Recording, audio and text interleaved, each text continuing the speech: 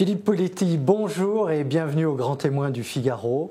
Vous êtes médecin, vous êtes entrepreneur à plusieurs reprises. Vous avez créé des entreprises en France, beaucoup aux États-Unis, qui ont été cotées au Nasdaq.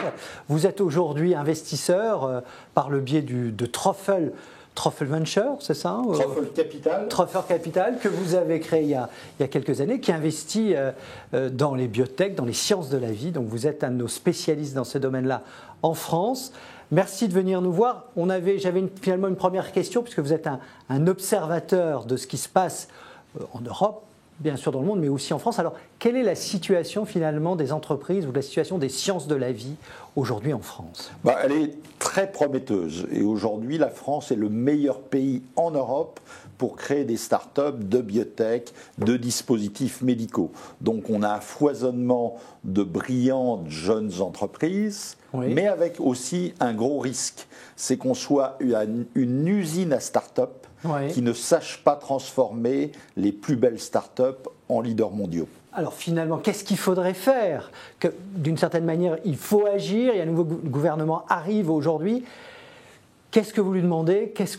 Quel message allez-vous lui transmettre? Alors déjà, il faut parler des très bons atouts, pas toujours être critique. Donc les très bons atouts, c'est non seulement la recherche universitaire française, mais la recherche universitaire mondiale est à notre service, dès lors qu'on sait où aller la chercher pour acquérir les meilleures demandes de brevets, les meilleures innovations de rupture. Malgré tout, les grandes innovations naissant dans la recherche universitaire, il y a des réformes à faire en France sur, oui, une véritable autonomie des universités avec des conseils d'administration, ouais, vraiment indépendants, sur le fait que l'Agence nationale pour la recherche doit devenir cette véritable agence de moyens qui va financer les meilleures équipes, les meilleurs projets de recherche scientifique, et qu'on ne crée pas trop de machins administratifs pour le transfert de technologie de l'université vers les startups.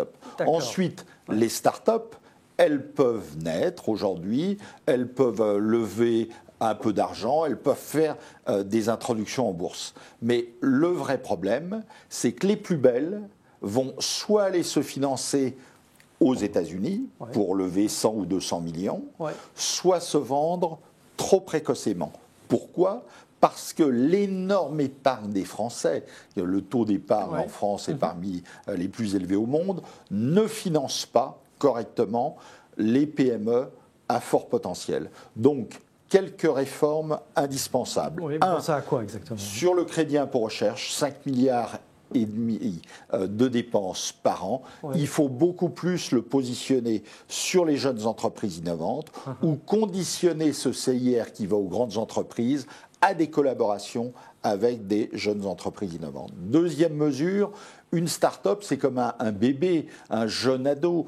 Il faut qu'elle ait des avantages particuliers jusqu'à ce qu'elle soit viable. Donc le statut de la jeune entreprise innovante, l'allonger jusqu'à 15 ans, et le déplafonner, il a été bêtement plafonné, oui, à quelques salariés. Bien sûr, il faut que les entreprises qui croissent le plus continuent à avoir des avantages particuliers, exonération des charges sociales, exonération des plus-values, jusqu'à ce qu'elles deviennent des leaders mondiaux. Et enfin, oui, il faut canaliser 5 à 7% de l'épargne financière des Français vers les jeunes entreprises innovantes, parce que 3% de croissance, c'est possible en France, si on a beaucoup plus d'entreprises à fort potentiel qui grandissent vite. Et c'est la possibilité en France. Je pense que la France peut vraiment être la Silicon Valley de l'Europe, mais il faut que Emmanuel Macron, oui, ne joue pas petit bras avec des petites réformes. Oui, d'accord, très bien. Et sur la partie fiscale, il va y avoir une évolution probable de l'ISF. Aujourd'hui, une partie des avantages liés à l'ISF permettait de financer les jeunes entreprises innovantes.